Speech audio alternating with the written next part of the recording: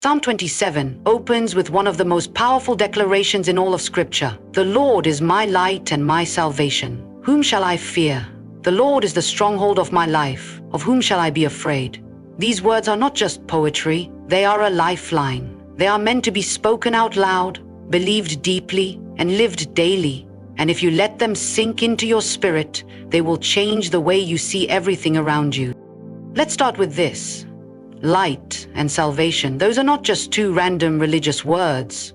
Light is what breaks through the darkness. It's what allows you to see. It guides, it warms, it reveals. And salvation, oh, that's deliverance, that's safety. That's God stepping into your chaos and saying, "You're mine, I'm here, I've come to rescue you."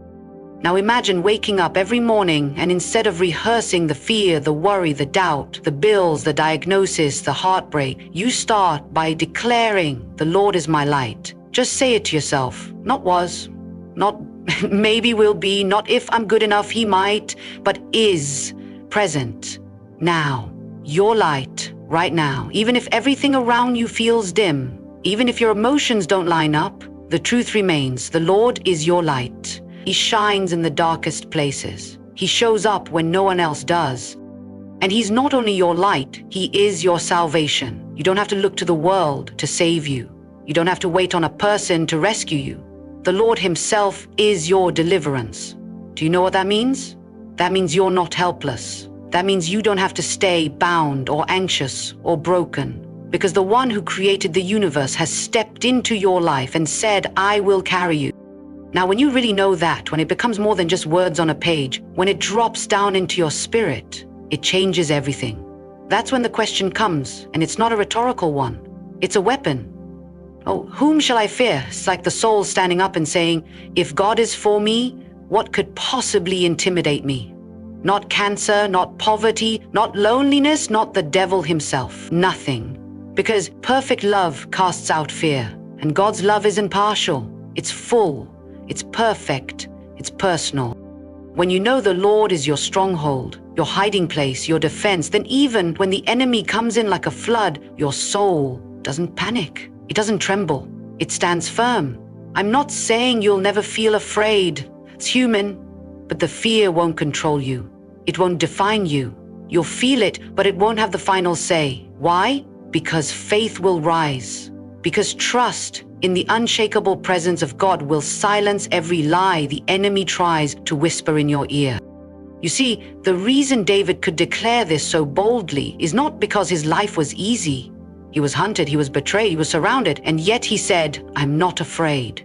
Not because of his strength, but because he knew his source. The presence of God was more real to him than the threat of death. He had learned that when he turned his eyes toward the Lord, fear lost its grip.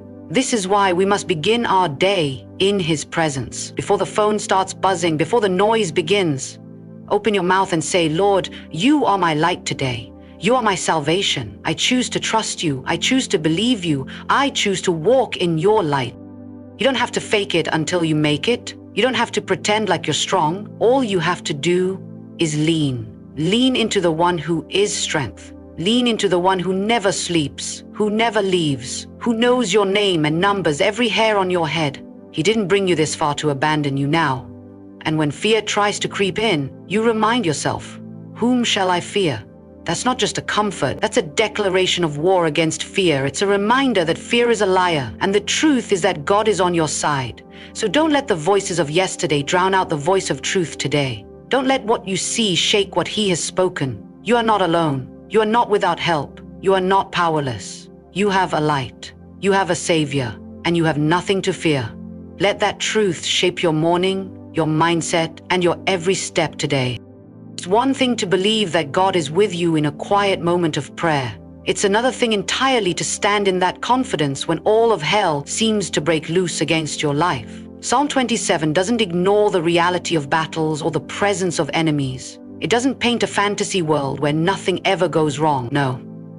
David writes from a place of deep understanding, from a life that had tasted betrayal, had run from danger, had been surrounded by enemies who wanted him destroyed. And yet, with unwavering trust, he says, Though an army besiege me, my heart will not fear.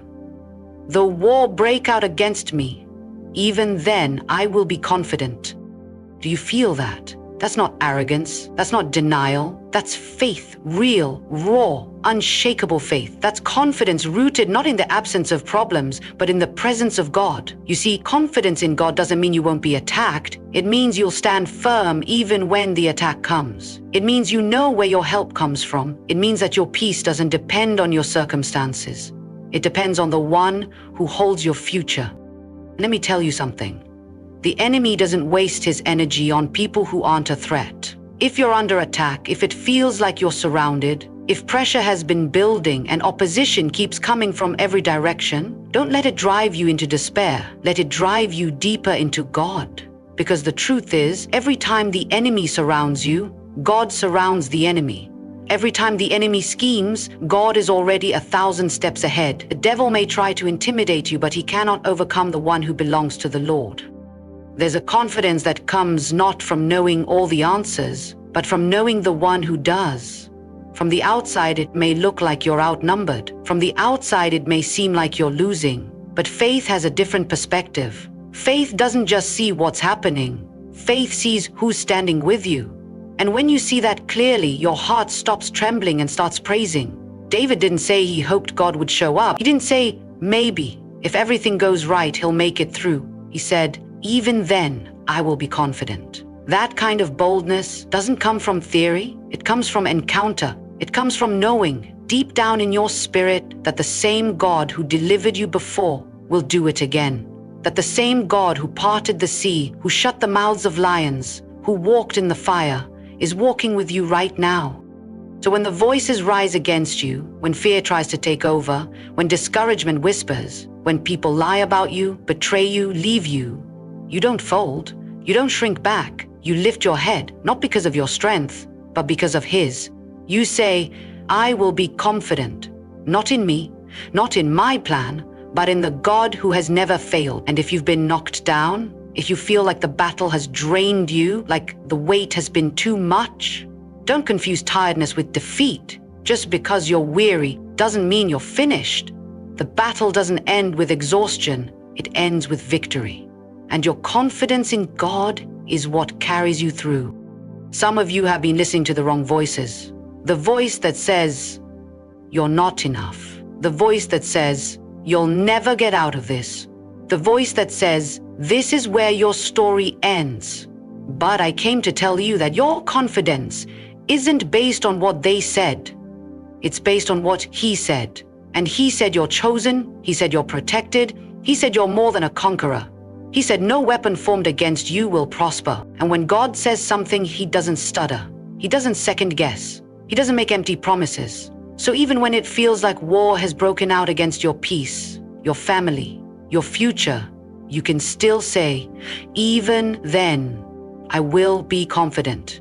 That's not a suggestion, that's a lifeline. That's a daily choice.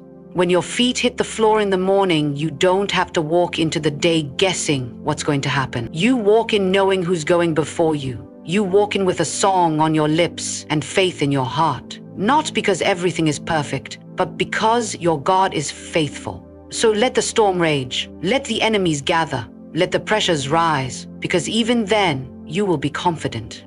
There's a moment in Psalm 27 that reveals the very heartbeat of David, and if you let it, it will reveal yours too.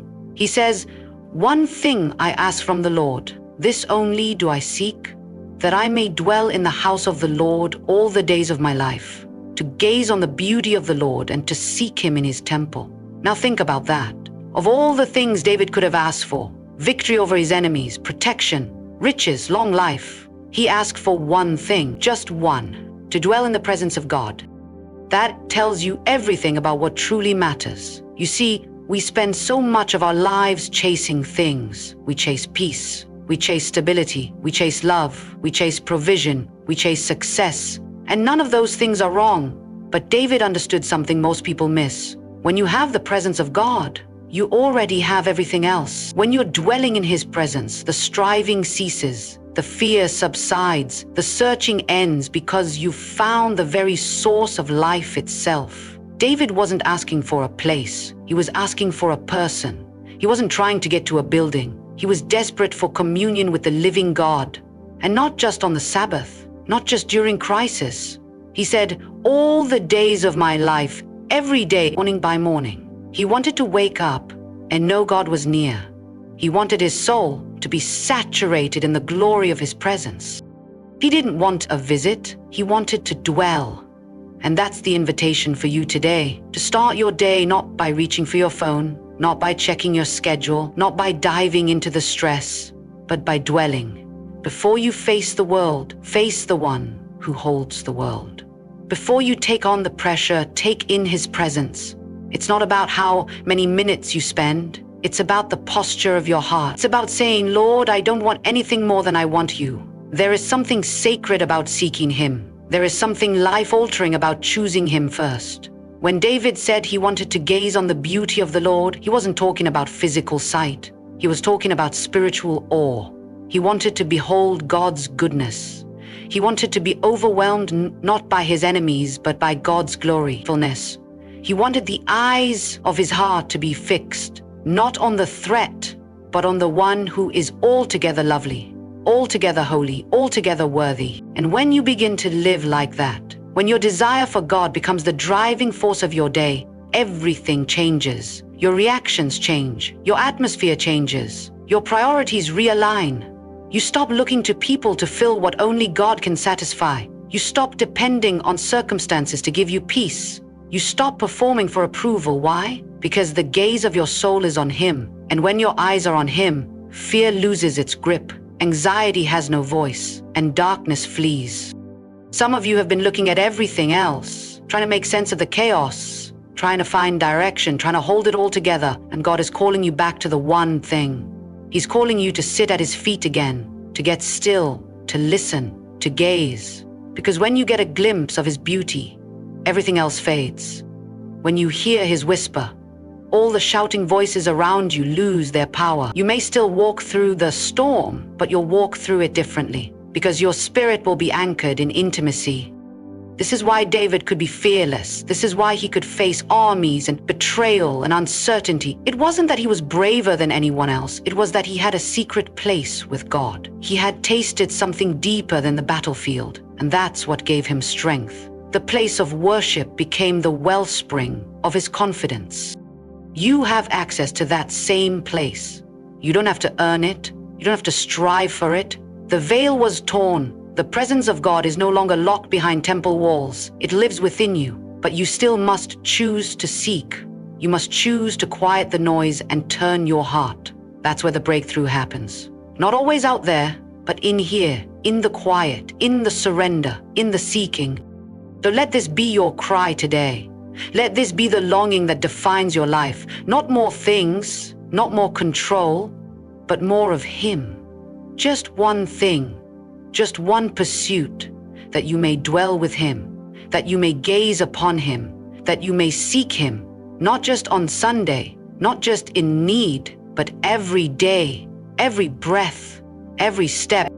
Because when you find him, truly find him, you'll realize he was all you ever needed.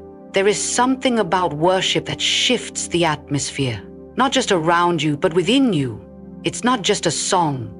It's a surrender. It's not just emotion. It's spiritual warfare. In Psalm 27, right in the middle of talking about battles and enemies and confidence in the presence of God, David says something powerful. At his sacred tent, I will sacrifice with shouts of joy. I will sing and make music to the Lord. Right there, in the face of adversity, in the presence of opposition, David chose to worship. Now think about that for a moment. He didn't wait for the breakthrough to sing. He didn't wait for everything to be perfect to rejoice. He worshiped in the middle of the war. And that's what makes worship so powerful. It's not a reaction to victory, it's a declaration of it. Worship says, I know who my God is and I trust him, even before I see the answer. It's the sound of a heart that refuses to bow to fear, refuses to shrink under pressure, and refuses to let the enemy have the final word. Some of the most powerful worship doesn't come from the mountaintop. It comes from the valley. It comes when you've got tears in your eyes and a lump in your throat, but you still lift your hands and say, Lord, you are worthy. That's the kind of worship that breaks chains. That's the kind of praise that silences the enemy. That's the kind of surrender that welcomes the presence of God into even the darkest moments. Worship is not just music, it's your posture. It's your heart choosing to exalt God above everything else that's trying to exalt itself in your life. It's not about volume, it's about focus. When you worship, you're saying, I choose to lift my eyes above the storm. I choose to magnify the Lord instead of magnifying the problem. Because whatever you magnify becomes bigger in your life. And when you magnify God, faith rises, peace flows, and courage returns. David understood this. He knew that when he praised, he wasn't just lifting his voice, he was lifting his spirit. He was aligning his heart with heaven. And that's why he could say, I will sacrifice with shouts of joy. Sometimes joy is a sacrifice. Sometimes praise feels costly. But when you offer it anyway, when you offer it through pain, through questions, through waiting, it becomes a fire that burns away fear. It becomes a sound that carries weight in the spirit. The enemy hates worship. He can't stand it because worship reminds him of what he lost and what you still have. He wants you to be silent. He wants you to be discouraged, to complain, to speak defeat. But when you open your mouth in praise, you are using a weapon that he has no answer for. When you worship, you're not just surviving, you're advancing. You're pushing darkness back. You're declaring that your God is greater than your situation. And don't think for a moment that your worship goes unnoticed. Heaven hears every note, every cry, every whisper of I trust you. And the Lord responds. His presence comes close. His peace descends.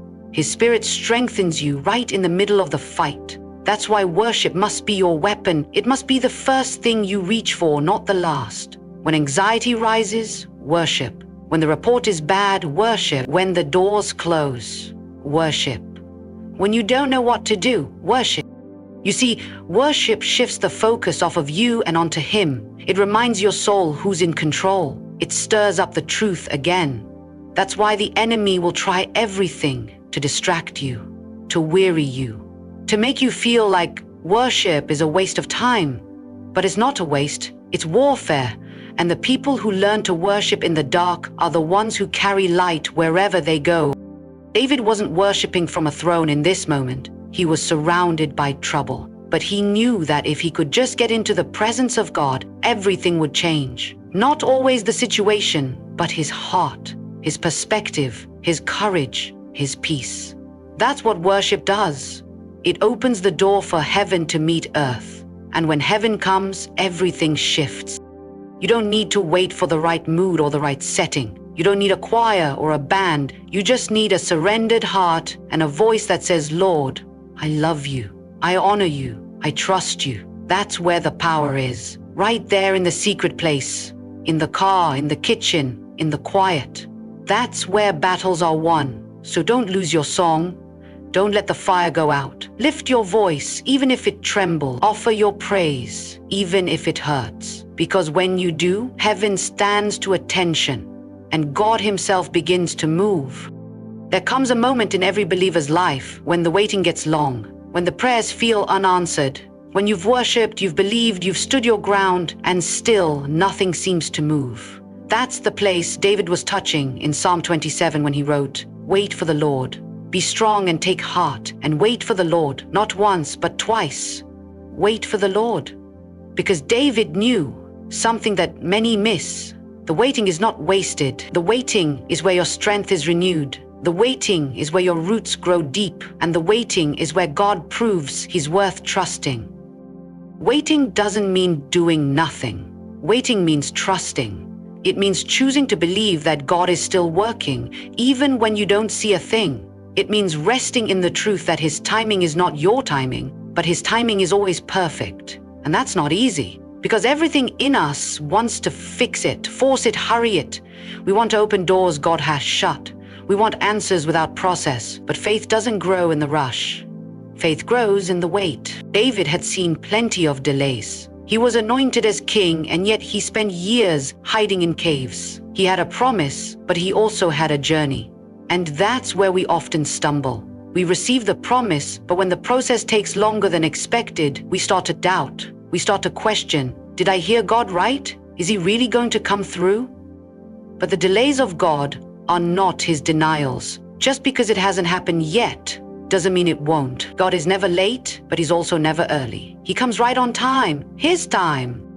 And so David says, be strong and take heart. Because waiting is not passive. It takes strength to wait. It takes courage to hold your peace when everything in you wants to panic. It takes faith to believe when the answer is still invisible. But that's the kind of strength God is building in you right now. Not just strength to survive, but strength to carry what you've prayed for. Strength to walk in the fullness of the promise when it finally comes. You may be in that place today. You've believed, but you're tired. You've prayed, but the heavens feel silent. Let me remind you, God is not ignoring you. He's preparing something. He's aligning pieces you cannot see. He's working behind the curtain, orchestrating a story far bigger than you imagined. And when he steps in, it will make sense. It will be worth every tear, every hour, every unanswered question, because God is faithful. He doesn't tease us with hope. He fulfills his word. But the waiting will test you. It will reveal what's in your heart. It will burn away the things that don't belong. And if you let it, the waiting will make you stronger, purer, more anchored than you've ever been. That's why David could say, take heart. Because in the waiting, God is not just changing your situation, he's changing you. So don't give up. Don't walk away. Don't let the delay convince you that the promise is dead. Abraham waited, Joseph waited, Hannah waited, Jesus waited, and all of them saw the faithfulness of God in the fullness of time. You're not alone in your waiting. Heaven sees you, the Spirit strengthens you, and the Father is drawing near even when you can't feel him. Sometimes, the most spiritual thing you can do is not run ahead of God. Sometimes the most powerful thing you can say is, Lord, I will wait for you. I will not settle for less. I will not move until you say move. Because when you wait on the Lord, you don't just avoid mistakes. You step into miracles. You step into doors that only he can open. You step into timing that only he can orchestrate. And there is no safer place than in the center of his will. You may feel like nothing is happening, but in the spirit, everything is moving. Angels are dispatched. Favor is being positioned. Provision is being stirred. Healing is being prepared. And in the quiet, in the stillness, God is whispering, trust me, I've got this. Waiting doesn't mean you're forgotten. It means you're being refined. It means God cares too much to rush what he is doing in you and through you. So take heart. Let hope rise again. Let faith hold on. Because just when it seems like nothing is coming, that's when everything begins to shift. And when it does, you'll look back and understand why you had to wait. You'll see the beauty in the process. You'll see the strength in your soul. You'll see the faithfulness of the one who never left your side. So I say again, just like David did, wait for the Lord. Be strong, take heart, and wait. There is a line in Psalm 27 that breathes life into weary hearts. It says, I remain confident of this. I will see the goodness of the Lord in the land of the living. Oh, what a declaration that is. Not just hope for heaven someday, not just joy in the sweet by and by, but confidence right here, right now, that God's goodness will meet you in this life, that his hand will touch your circumstance, that his grace will break through in your present situation. It's not just poetry, it's a promise, a holy assurance that no matter what surrounds you, the goodness of God is not some distant dream. It is a present reality that's drawing near even now. David didn't say he felt confident. He said he remained confident. That means it was a decision, not an emotion. Because sometimes feelings will lie, circumstances will shake, people will fail. But when you anchor yourself in the character of God, you can say with unwavering faith, no matter what I see, I believe I will see his goodness. It's easy to declare God is good when the doors open, when the healing comes, when the blessings are flowing. But there is a deeper, more powerful faith that rises up when everything seems quiet, when the answer hasn't come yet, and still you say, I believe in the goodness of my God. That's not naive optimism, that's spiritual maturity. That's the fruit of walking through fire and still coming out with praise on your lip. You see, the enemy wants to wear you down until you stop expecting anything good from God. He wants to convince you that what you're facing now is all there is. He whispers, "It's too late. It won't change. You missed your moment." But the word of God rises up in power and says, "I will see the goodness of the Lord in the land of the living."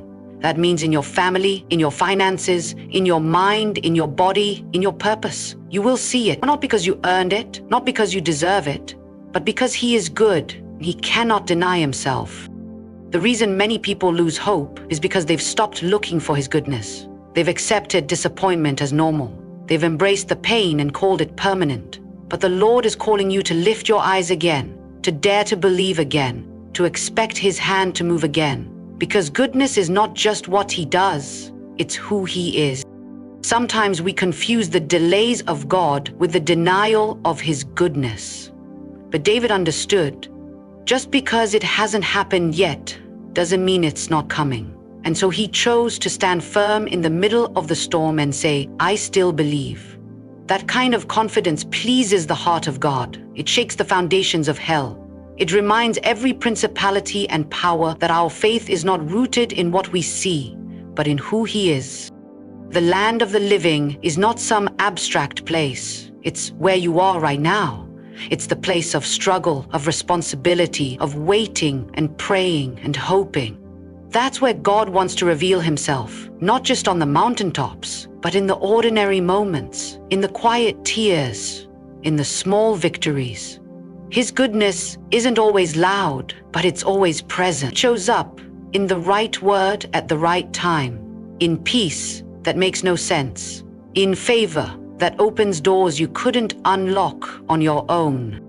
David could have been overwhelmed by the threats around him. He could have focused on the enemies, the betrayals, the long delays, but he made a choice to focus on the faithfulness of God, and that's your choice too.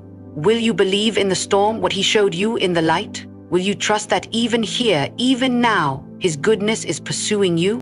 Sometimes we expect God's goodness to come only in dramatic moments, but more often it comes like a sunrise, quiet, steady, unstoppable. It comes in the strength to keep going, in the grace to forgive, in the clarity to take the next step. It's not always flashy, but it's always faithful. So today, let your spirit be stirred again. Don't let disappointment define your future. Don't let fear write your story. Lift your eyes to the one who has never failed and never will. He is the same yesterday, today, and forever. And He is good. Let that truth settle deep in your bones. Let it drive out every lie. Let it resurrect every forgotten dream, because your story is not over. His goodness is not finished. You will see it. You will taste it. You will walk in it, in the land of the living.